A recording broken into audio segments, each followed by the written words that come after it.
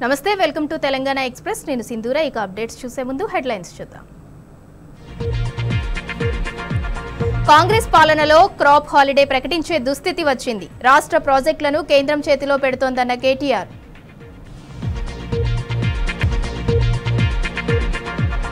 నెత్తురు పారిన తెలంగాణ నేలపై నీళ్లు పారించాం గులాబీ జెండా పుట్టిందే గరీబోళ్ల కోసమన్న బీఆర్ఎస్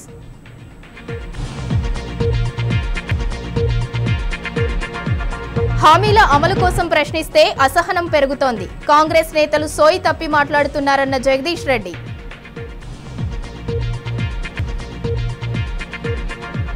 దళిత బంధు నిధులు వెంటనే విడుదల చేయాలి భూపాలపల్లి జిల్లా కలెక్టరేట్ దగ్గర లబ్ధిదారుల ధర్నా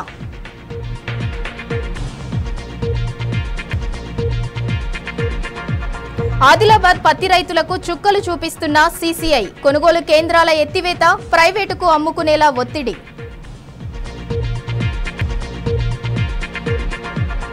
వైభవంగా అయోధ్య రామ మందిరం ప్రారంభం రాష్ట్ర వ్యాప్తంగా ఆలయాల్లో ప్రత్యేక కార్యక్రమాలు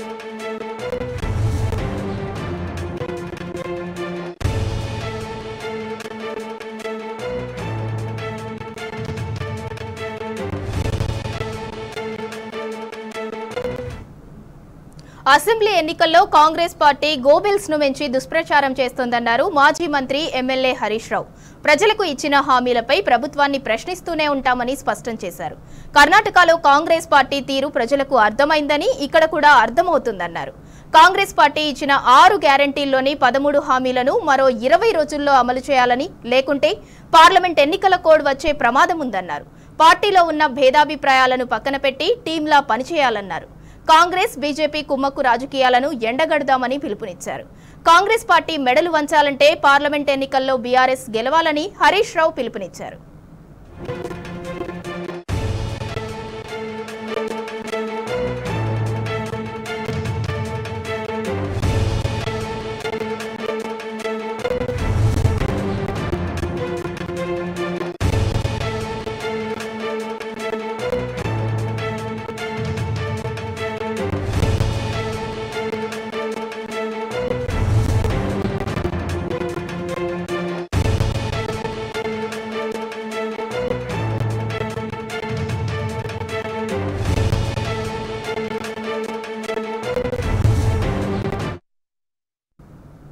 లోక్సభ ఎన్నికల్లో భారీ విజయమే లక్ష్యంగా బీఆర్ఎస్ పావులు కదుపుతోంది ఇందులో భాగంగా పార్టీ వర్కింగ్ ప్రెసిడెంట్ కేటీఆర్ ముఖ్య నాయకులు హరీష్ రావు ఇప్పటికే లోక్సభ సెగ్మెంట్ల వారీగా రివ్యూలు నిర్వహిస్తున్నారు ఇందులో ఇవాళ నల్గొండ పార్లమెంట్ సెగ్మెంట్లోని పార్టీ నేతలు ప్రజాప్రతినిధులతో భేటీ అయ్యారు నల్గొండ పరిధిలోని అన్ని అసెంబ్లీ సెగ్మెంట్ల నుంచి భారీ సంఖ్యలో బీఆర్ఎస్ నాయకులు తరలివచ్చారు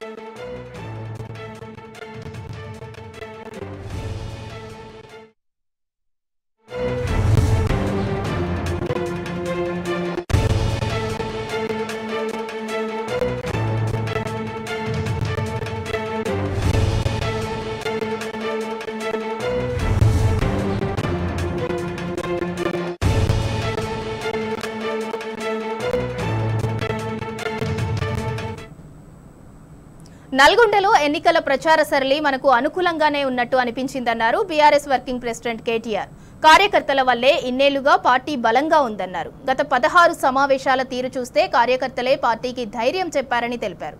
ఓటమిపై ఎక్కడా అనుమానాలు రాలేదని, ఎన్నికల ఫలితాలు మరోలా వచ్చాయని అన్నారు. ఓటమికి అనేక కారణాలు ఉన్నాయని చెప్పారు. ఈ పార్లమెంట్ సన్నాహక సమావేశాలు ఆరంభం మాత్రమేనని అన్నారు. ఈ మేరకు తెలంగాణ భవన్లో ఏర్పాటు చేసిన నల్గొండ లోక్సభ నియోజకవర్గ సన్నాహక సమావేశంలో కేటీఆర్ పాల్గొన్నారు.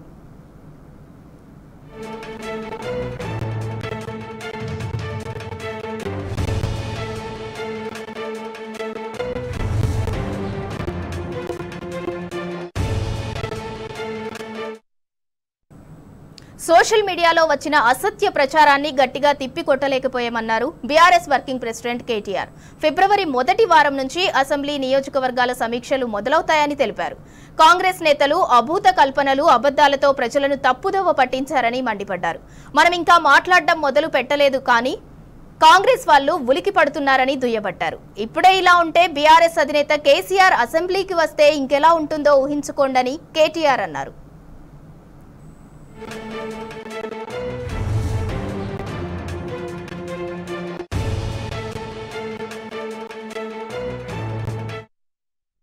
హామీలకు కాంగ్రెస్ పంగనామాలు పెట్టే ప్రయత్నం చేస్తోందన్నారు బీఆర్ఎస్ వర్కింగ్ ప్రెసిడెంట్ కేటీఆర్. అధికారంలోకి వస్తామని కాంగ్రెస్ వాళ్ళు కూడా కలగనలేదని, అందుకే ప్రజలకు ఇష్టం వచ్చినట్టు హామీలు గుప్పించారని ఆరోపించారు. ఎన్నికల్లో గెలిచేందుకు రేవంత్ రెడ్డి అడ్డమైన మాటలు చెప్పారని మండిపడ్డారు. ఎన్నికల్లో కాంగ్రెస్ నేతలు ఏం మాట్లాడారు, ఇప్పుడేం చేస్తున్నారో ప్రజలకు విడమర్చి చెప్పాలని పిలుపునిచ్చారు. కోమటిరెడ్డి గత నవంబర్లోనే కరెంటు బిల్లులు కట్టవద్దని చెప్పారని, నల్గొండ ప్రజలు బిల్లులు కట్టకుండా ఆయనకే పంపించాలని కేటీఆర్ సూచించారు.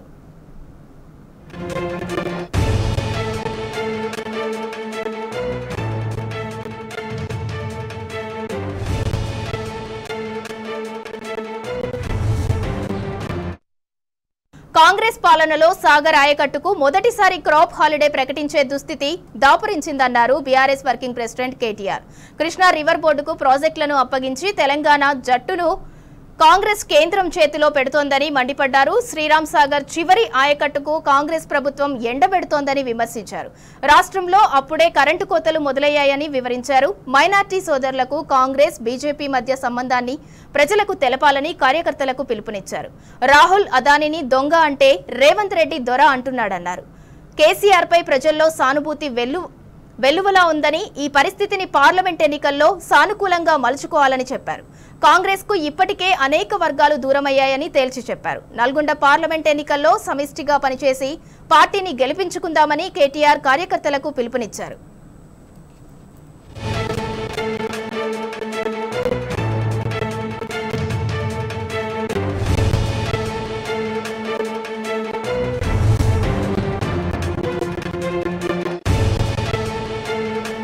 కోమటిరెడ్డి వెంకటరెడ్డిపై నిప్పులు చెరిగారు మాజీ మంత్రి ఎమ్మెల్యే జగదీష్ రెడ్డి. ముఖ్యమంత్రి, మంత్రులు అధికారంలో ఉన్నామన్న సోయి తప్పి మాట్లాడుతున్నారని మండిపడ్డారు. హామీల అమలును ప్రశ్నిస్తే కాంగ్రెస్ నేతలకు అసహనం పెరుగుతోందన్నారు. కోమటిరెడ్డిని కాంగ్రెస్ లో కోవట్టని ఆ పార్టీ నేతలే అంటారని గుర్తు చేశారు.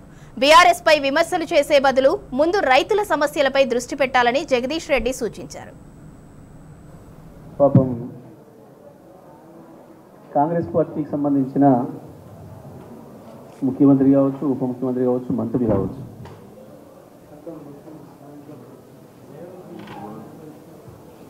వాళ్ళు ఇంకా మేము ప్రభుత్వంలోకి వచ్చినామని, మేమే ప్రభుత్వాన్ని నడుపుతున్నామన్న సోయికి ఇంకా రాకుండా మాట్లాడుతున్నారు.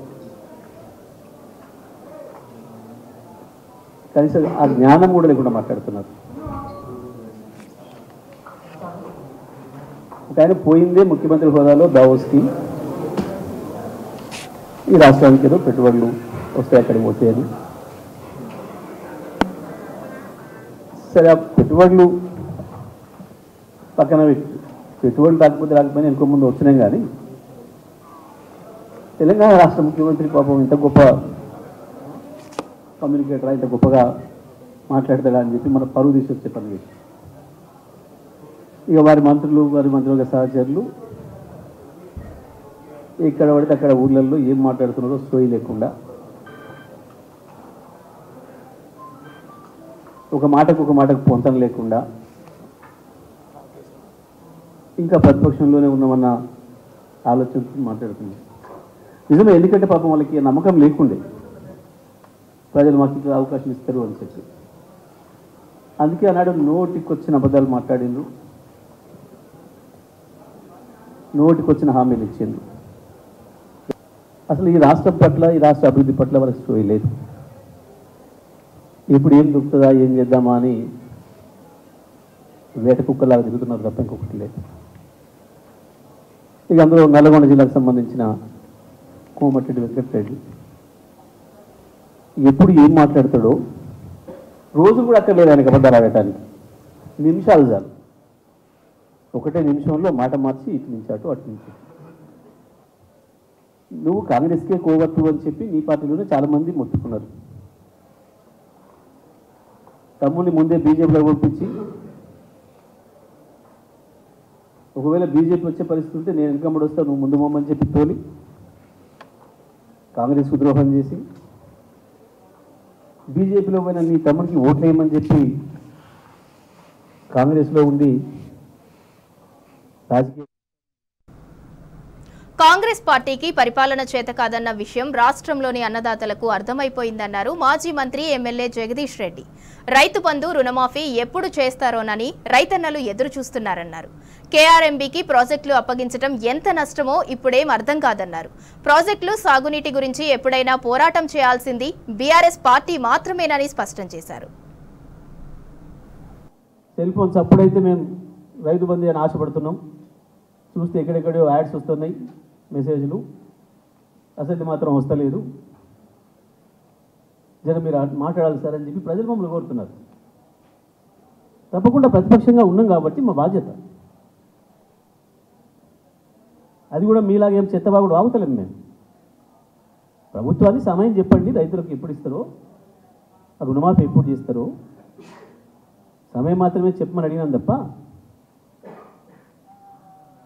మీలాగా మేమేం రోత మాటలు మాట్లాడలేదు. ఎప్పుడు అర్థమైపోయింది ప్రజలకు మీ చేతగాంతనం, మీకు పరిపాలన చేయరాదనే విషయం ప్రజలకు అర్థమవుతుంది. మీరు ఎంత తప్పించుకోవాలని చూసినా, మీరు ఎన్ని దొంగవేషాలు వేసినా అర్థమైపోయింది. నాగార్జున సాగర్ వాళ్ళు కేఆర్ఎంబీకి అప్పగిస్తూ ఒప్పుకొని వచ్చింది. కొట్లాడతారా? దమ్ముందా? ఒక్కనాడన్నా మీ జీవితంలో కృష్ణా జలాల పైన రాజశేఖర రెడ్డి దుర్మార్గం చేసినాడైనా, చంద్రబాబు నాయుడు చేసినాడైనా ఒక్కరోజు అంటే ఒకరోజు మాట్లాడిందా? మళ్ళీ ఇవాళ కృష్ణానది పైన ప్రాజెక్టుల గురించి కొట్లాడాలన్నా, గోదావరి నీళ్లు తెలంగాణ పొలాలకే పారేయాలన్నా అది కేవలం బీఆర్ఎస్ వల్లనైతుంది, కేసీఆర్ వల్లనైతుంది తప్ప ఈ చేతగానవుతుంది కాదు. వాళ్ళ నాయకుడి పైన అదాన్ని నిలుపుతుంటాడు, ఈయన అదాన్ని కలిసి వస్తుంటాడు, అదాని ద్వారా మోడీకి సమాచారం ఇస్తుంటాడు. మాది ముక్కలవడం కాదు, మీది అవుతుంది, గుర్తుపెట్టుకోండి. ఏకనాథ్ షిండేలు మీ దాంట్లో వెళ్తారు, అది గుర్తుపెట్టుకోండి. మనం ఉన్నంత కాలం బీఆర్ఎస్ పార్టీ ఉంటుంది. పార్టీలు చేసామని ఇవ్వలే మీకు ప్రజల అధికారం, పనిచేయమని ఇచ్చింది. అసెంబ్లీ ఆవరణలో మహాత్మా జ్యోతిరావు పూలే విగ్రహం ఏర్పాటుపై కాంగ్రెస్ పార్టీకి అభ్యంతరాలు ఎందుకని ఎమ్మెల్సీ కవిత ప్రశ్నించారు. భారత జాగృతి సంస్థ తరపున విగ్రహం ఏర్పాటు చేయాలని కోరడాన్ని కాంగ్రెస్ మంత్రులు రాజకీయం చేయడంపై ఆమె స్ట్రాంగ్ కౌంటర్ ఇచ్చారు. అసెంబ్లీలో పూలే విగ్రహం ఏర్పాటు చేయడం మీకు ఇష్టం లేదా? శాసనసభలో బడుగులకు స్థానం ఇవ్వరా అని నిలదీశారు. స్ఫూర్తిదాయక వీరులకు కాంగ్రెస్ పార్టీ ఇచ్చే గౌరవం ఇదేనా అన్నారు. అనగారిన ప్రజల్లో చైతన్యం నింపిన మహోన్నతుడు జ్యోతిరావు పూలే విగ్రహం ఏప్రిల్ 11 నాటికి తెలంగాణ శాసనసభ ప్రాంగణంలో ఏర్పాటు చేయాలని డిమాండ్ చేశారు. అసెంబ్లీలో పూలే విగ్రహం ఏర్పాటు చేసే వరకు రాజకీయాలకు అతీతంగా పోరాటం కొనసాగిస్తామన్నారు. భవిష్యత్తులో రాజకీయాల కోసం సంకుచిత మనస్తత్వంతో ఈ మహాకార్యాన్ని అవహేళన చేయరని ఆశిస్తున్నామని ఎమ్మెల్సీ కవిత ఆకాంక్షించారు.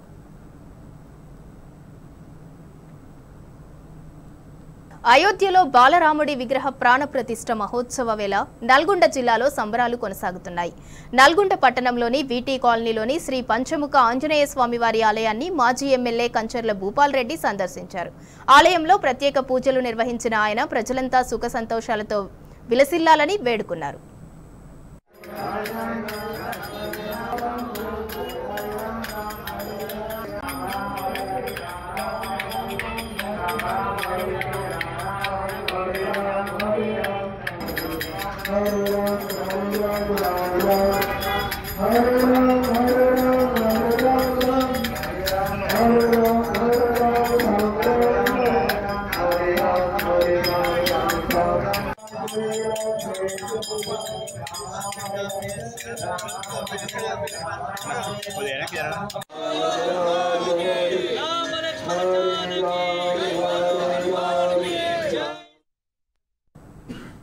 అయోధ్యలో శ్రీరాముని ప్రాణప్రతిష్ఠ అంగరంగ వైభవంగా జరిగింది. వివిధ రాష్ట్రాల నుంచి అయోధ్యకు కానుకలు వెల్లువెత్తుతున్నాయి. సిద్దిపేటకు చెందిన అమర్నాథ్ అన్నదాత సేవా సమితి ఉడత భక్తి కింద అయోధ్యలో అన్నదాన కార్యక్రమం చేపట్టనున్నారు. ఈ నెల 17వ తేదీ నుంచి దాదాపు 40 రోజుల పాటు అయోధ్యలో అన్నదానం నిర్వహించనున్నారు. అయోధ్యలో ఇలాంటి సేవ చేయటం అదృష్టంగా భావిస్తున్నట్లు సేవా సమితి నిర్వాహకులు తెలిపారు. ఈ నెల 13న సిద్దిపేట నుంచి అయోధ్య అన్నదానానికి కావాల్సిన బియ్యం, ఇతర వస్తువులను వాహనాలను జెండా ఊపి ప్రారంభించారు మాజీ మంత్రి హరీష్ రావు. हमारा जहाँ जरूरत तो आप तो बता दीजिए। संतुष्ट के बाद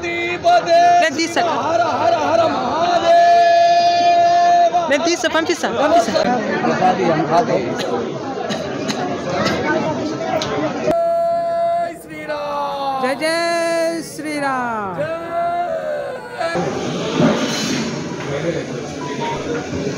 कितना दिया? कितना देना?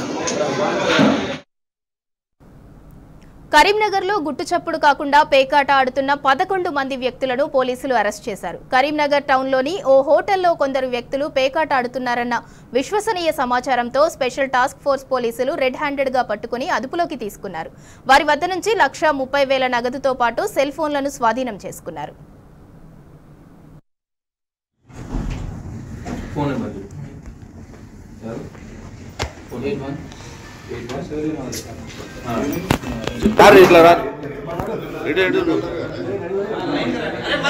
అరే లైన్ గానే ఒక్క లైను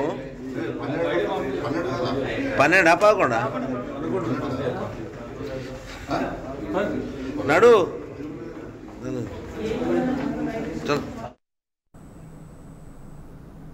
ఇవి Telangana express updates. Keep watching tea news.